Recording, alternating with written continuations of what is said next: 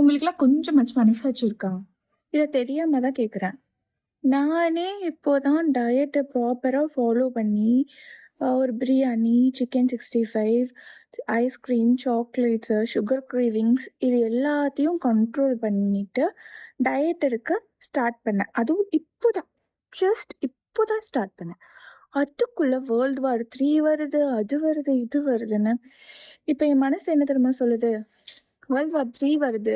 எப்படியும் நம்மலாம் சாக போறோம். சாகறதுக்குள்ள நம்ம நமக்கு புடிச்சது, புடிச்ச சாப்பாடு எல்லாத்தையும் சேர்த்து சாப்பிட்டுக்கலாம் அப்படின்னு தோணுது.